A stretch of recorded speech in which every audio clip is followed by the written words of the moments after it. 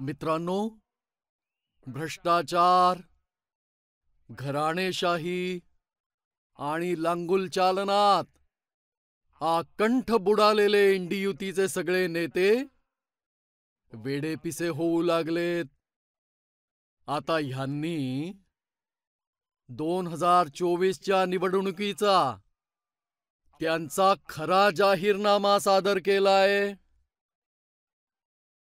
मी त्यांच्या घराणेशाहीवर नेहमी बोट ठेवत असतो, म्हणून या लोकांनी म्हणायला सुरुवात केलीये की मोदीचं कुठे काही कुटुंब आहे का? आता उद्या तर असं देखील म्हणतील की तू कधी जेलमध्ये तुला शिक्षा देखील नाही झाली, त्यामुळे तू राजकारणात नाही येऊ शकत, असं देखील म्हणतील हे लोक. तेलंगणाच्या माझ्या बंधू भगिनींनो, माझं आयुष्य खुल्या पुस्तकासारखं आहे.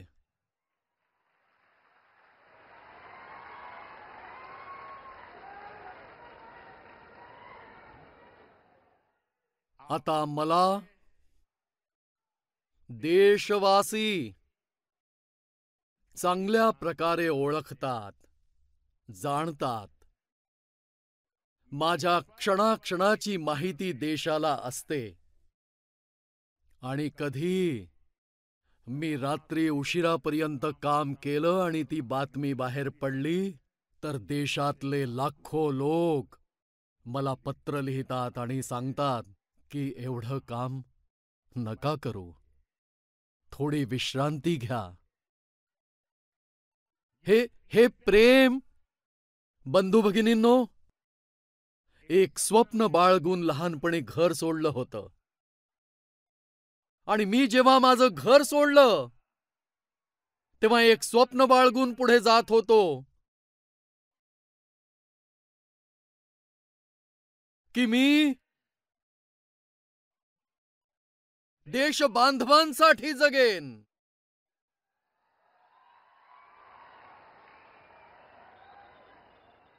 माझा क्षण फक्त आणि फक्त तुमच्यासाठी असेल. माझं कुठलंही वैयक्तिक स्वप्न असणार नाही, तर तुमची स्वप्न हाच माझा संकल्प असेल.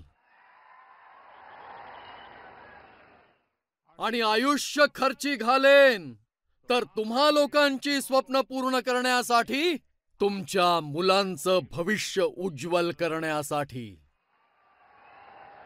आणि म्हणून देशातील कोटी कोटी लोक मला आपलं मानतात. आपल्या कुटुंबातल्या सदस्यासारखं माझ्यावर प्रेम करतात. आणि म्हणूनच मी म्हणत असतो, 140 कोटी देशबांधव हेच माझं कुटुंब आहे.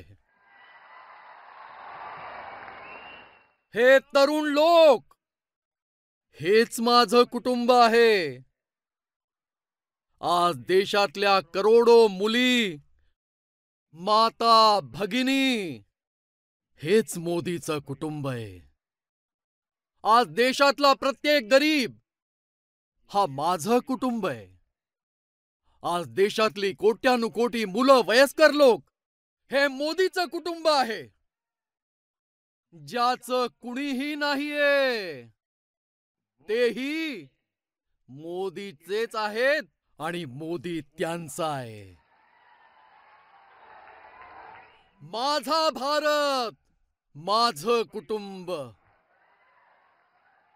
माझा भारत, माझं कुटुंब, याच सगळ्या भावना मनात कायम बाळगून मी स्वप्नांना संकल्पाच्या सोबत साकार करण्यासाठी तुमच्याच साठी जगतोय, तुमच्याच साठी लढतोय आणि तुमच्याच साठी नेहमी लढत राहीन.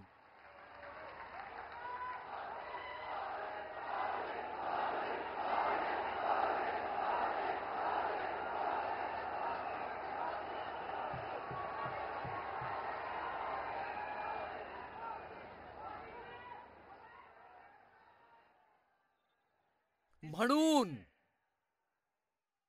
आज संपूर्ण देश एक सुरात म्हणतोय, मी आहे मोदीचं कुटुंब. मी आहे मोदीचं कुटुंब. नेने मोदी कुटुंबम. तुम्हीही माझ्या सोबत म्हणा, मी आहे मोदीचं कुटुंब. मी आहे, मी आहे, मी आहे, मी आहे. नेने मोदी कुटुंबम. नेने नेने नेने